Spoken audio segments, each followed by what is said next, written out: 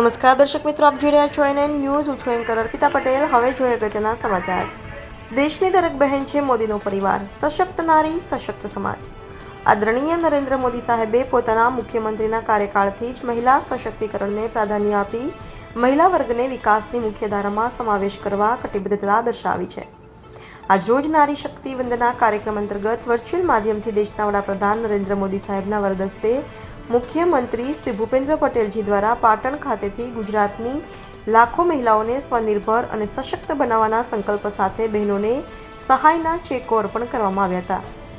આ પ્રસંગે 135 વિધાનસભા વિસ્તાર સાવલી તાલુકાના પોઈચા ચોકડી ખાતે ભાટિયા મેદાનમાં માનનીય પ્રધાન નરેન્દ્ર મોદીજીનું વર્ચ્યુઅલ જિલ્લા પંચાયત પ્રમુખ ગાયત્રીબેન મહિડા, સાવલી તાલુકા પંચાયત પ્રમુખ ગીતાબેન સોલંકી, ડેસર તાલુકા પંચાયત પ્રમુખ કમલાબેન ચૌહાણ, સાવલી નગરપાલિકાના પ્રમુખ હર્ષભાઈ પટેલ, સંગઠનના હોદ્દેદારો, તાલુકા જિલ્લાના સભ્યો, કાર્યકર્તાઓ, વહીવટી અધિકારીઓ, કર્મચારીઓ તથા ખૂબ જ મોટી સંખ્યામાં બહેનો ઉપસ્થિત રહ્યા હતા અને સાથે સંબોધન સાંભળ્યું હતું અને મહિલાઓને સ્વનિર્ભર અને સશક્ત બનાવવાના સંકલ્પ સાથે મહિલાઓને ચેક અર્પણ કર્યા.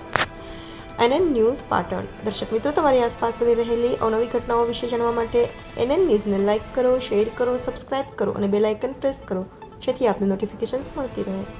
વંદના માનનીય મુખ્યમંત્રી સાહેબ અને માનનીય વડાપ્રધાન શ્રી અમને આપણાને સંબોધવાના છે. આજે 250 કરોડ ઉપરના લાભો આપણી મહિલાઓને મળવાના છે.